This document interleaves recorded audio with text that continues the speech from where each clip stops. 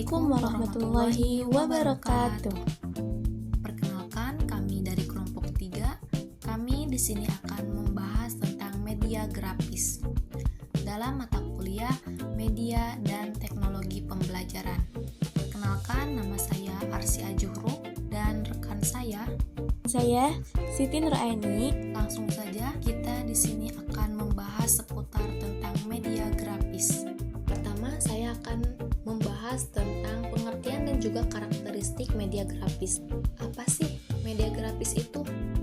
Media grafis adalah media visual yang menyajikan fakta, ide, atau gagasan melalui simbol-simbol komunikasi visual seperti adanya garis, gambar, simbol, kata, dan juga angka. Media ini berfokus pada indera penglihatan dan umumnya berbentuk dua dimensi, datar dan statis, tidak bergerak. Media grafis juga mempunyai karakteristik. Yang pertama yaitu visual dua dimensi, yang mana arti dari visual dua dimensi adalah hanya dapat dilihat, bukan didengar ataupun diraba. Kemudian ada statis. Statis ini artinya informasi yang disajikan dalam bentuk sebuah gambar. Yang ketiga, sederhana dan ekonomis. Media grafis pembuatannya cenderung mudah dan biayanya juga relatif rendah. Dan yang terakhir, komunikatif, mampu meringkas data atau konsep yang rumit menjadi bentuk visual yang jelas. Media grafis juga memiliki banyak sekali jenis-jenis, dan setiap jenisnya memiliki kegunaan spesifik masing-masing. Yang pertama, dari jenis media grafis yaitu grafik. Grafik mempunyai fungsi, yaitu penyajian data kuantitatif. Kuantitatif itu adalah sebuah angka melalui garis, batang, atau lingkaran. Digunakan untuk menunjukkan perbandingan data. Yang kedua ada diagram.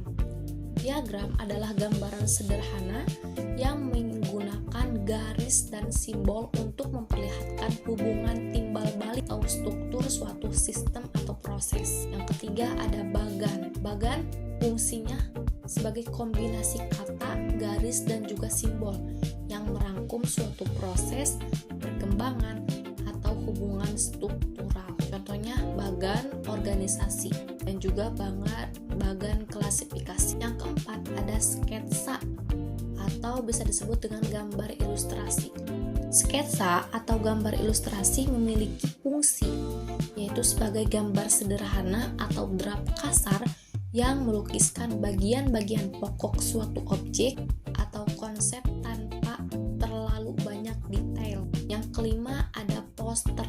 Jadi poster itu memiliki tujuan untuk menarik perhatian dan menyampaikan pesan singkat, tidak pesan yang terlalu panjang. Yang keenam ada kartun dan juga komik. Fungsinya yaitu bentuk gambar yang mengungkapkan karakter atau cerita dalam urutan gambar yang erat hubungannya. Efektif untuk menyajikan materi ringan dan memotivasi siswa. Dan yang terakhir ada foto atau gambar diam atau disebut dengan still picture. Foto atau gambar diam ini memiliki fungsi sebagai sajian visual dari objek nyata, paling realistik dan efektif untuk mengatasi keterbatasan ruang dan juga waktu. Media grafis juga memiliki fungsi dalam pembelajaran. Yang pertama yaitu bisa menarik perhatian. Jika visual yang menarik dapat meningkatkan minat dan konsentrasi siswa. Dan jika visualnya kurang menarik, maka tidak akan meningkatkan minat dan konsentrasi siswa dalam belajarnya. Yang kedua yaitu memperjelas sajian pelajaran. Fungsinya yaitu mengubah konsep abstrak menjadi konkret dan memperjelas hubungan antar elemen materi. Yang ketiga, mengilustrasikan fakta dan juga konsep.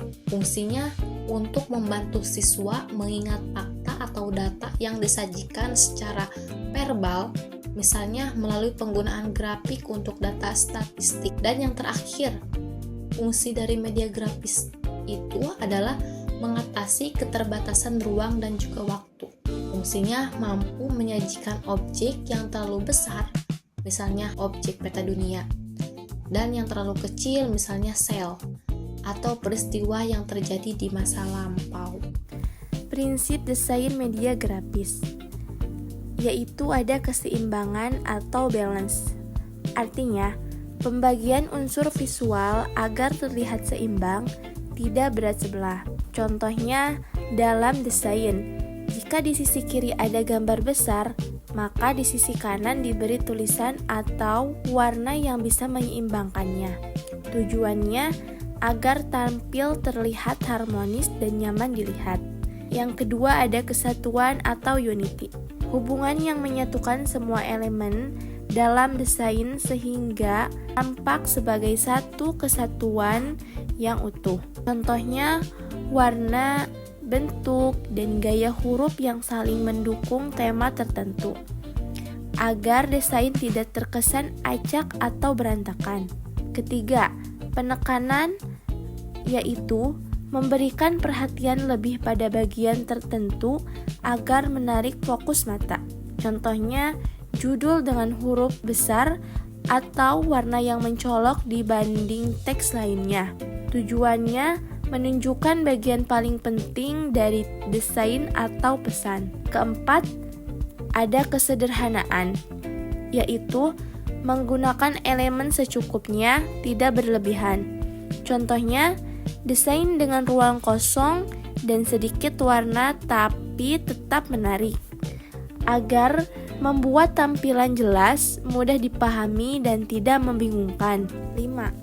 Yaitu ada kontras, yaitu perbedaan mencolok antara dua elemen agar terlihat menarik.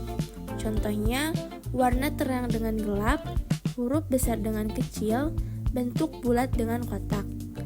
Tujuannya menambah daya tarik visual dan membantu menunjukkan perbedaan penting. Yang keenam, kesesuaian. Artinya, kecocokan antara elemen desain dengan tujuan, tema, atau konteksnya. Contohnya, desain undangan pernikahan memakai warna lembut dan elegan, bukan warna mencolok. Tujuannya agar pesan yang disampaikan sesuai dengan makna atau suasana yang diinginkan.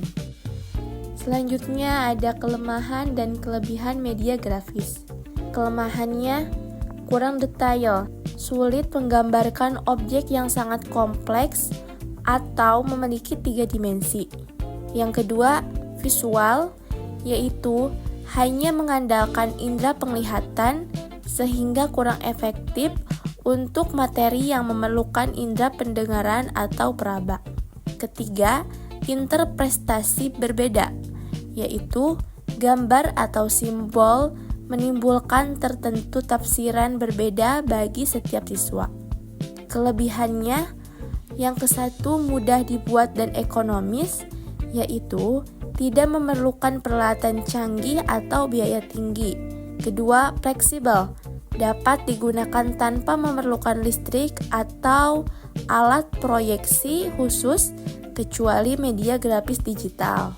Ketiga, memperkuat ingatan, yaitu informasi visual lebih mudah diingat daripada informasi verbal semata.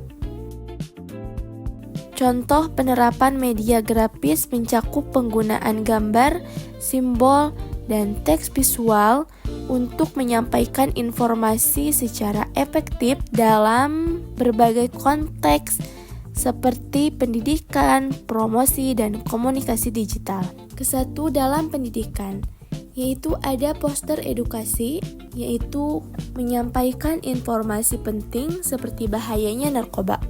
Infografis materi pelajaran, yaitu menyajikan konsep rumit seperti siklus air atau sejarah Indonesia dalam bentuk visual. Flashcard bergambar, yaitu digunakan untuk membantu anak-anak mengenal huruf, angka, atau kosakata baru dengan bantuan ilustrasi.